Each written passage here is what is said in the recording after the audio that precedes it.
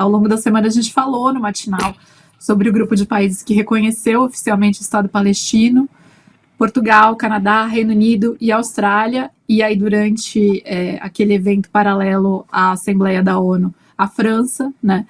Como esse movimento foi recebido por aí, na região, e dá para falar que Israel está ficando isolado na comunidade internacional? Vamos lá, acho que quero tentar trazer o máximo possível de nuances aqui, porque ele foi recebido, os anúncios foram recebidos de formas diferentes e tem pontos que podem contar para onde a gente pode ir daqui para frente. Então, como era esperado, o governo israelense recebeu muito mal, fez duras críticas, entre eles o próprio primeiro-ministro Benjamin Netanyahu falou que isso é um prêmio ao terrorismo. Isso também foi ecoado ali pelos americanos, pelo Trump. E, no geral, não foi bem recebido. A gente já viu ministros falando que não vai ter Palestina a ser reconhecida, pelo contrário, a gente vê Israel falando muito mais em avançar na Cisjordânia, no território da Cisjordânia.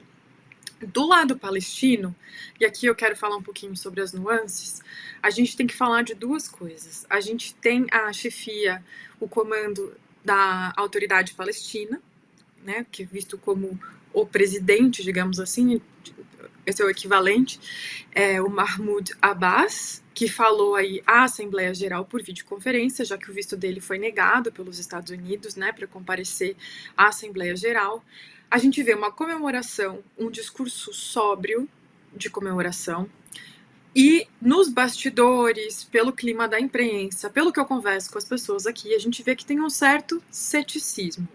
E aí eu quero falar uma outra coisa. O Hamas, que é a organização que controla a faixa de Gaza, comemorou. Isso também reforçou essa imagem dos Estados Unidos ou do próprio Estado de Israel de dizer que o reconhecimento por parte dos europeus seria aí um prêmio ao terrorismo.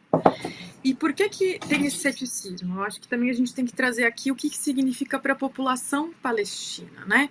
A gente tem a população palestina espalhada aqui pelo território em vários pontos. Não é um território contínuo, então a gente tem a faixa de Gaza, que está isolada, e a gente tem a Cisjordânia, que está isolada num outro ponto. No meio disso, a gente tem o território de Israel. E a gente tem as fronteiras controladas por Israel. Então, a população está fragmentada, a população é controlada por forças diferentes. E, na prática, a população não tem o que um Estado costuma oferecer.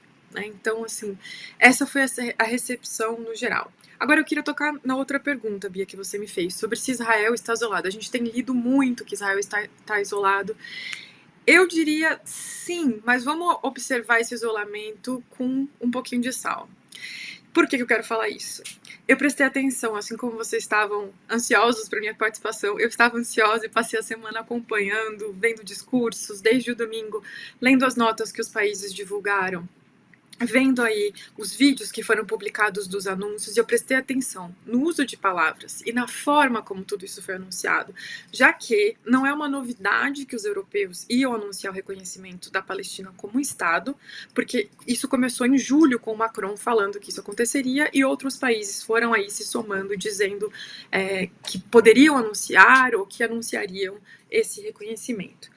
Então, de um lado, a gente vê Israel sozinho porque tem grandes economias do mundo, grandes forças do mundo, né, nomes importantes aí da economia global, como França, como Reino Unido, como Austrália, o Canadá, dizendo vamos reconhecer a Palestina, mesmo que vocês, mesmo a contragosto do Estado de Israel. Então, sim, a gente pode dizer que tem um isolamento. Eu queria falar aqui que a gente tem hoje cerca de 80%, né, dos Estados-membros da ONU, eles reconhecem a Palestina como Estado. Então, nesse ponto, se a gente olhar para esses números, a gente pode falar sim que Israel está isolada, né? Porque Israel insiste em não reconhecer. Agora, a nuance que eu queria trazer, em todas as notas, todos os discursos, a gente vê uma diferença muito grande dos europeus em como eles tratam esse reconhecimento. Tem um cuidado, tem um pisar em ovos, tem um tato de sentir temperatura e de tentar sempre fazer um certo afago. Os discursos não foram duros em relação a Israel, apesar dos discursos que a gente viu aí do presidente Lula, do próprio Guterres, né, que chefia a ONU, a gente viu o rei da Jordânia, a gente viu o Erdogan. A gente está falando de que tem outras forças que não compõem o dito norte global sendo bastante críticos a Israel, e a gente tem os europeus tendo muito cuidado. E é por isso que eu quero fazer uma interpretação aqui mais cuidadosa e com mais nuance de que esse isolamento de Israel, ele é relativo. E isso leva a gente a pensar uma outra coisa, né? O que acontece agora, um dia depois desse reconhecimento? O que isso significa na prática para israelenses, para palestinos?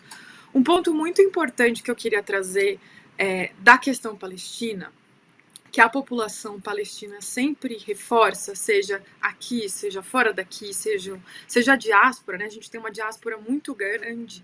700 mil famílias foram expulsas daqui em 1948, quando o Estado de Israel foi criado.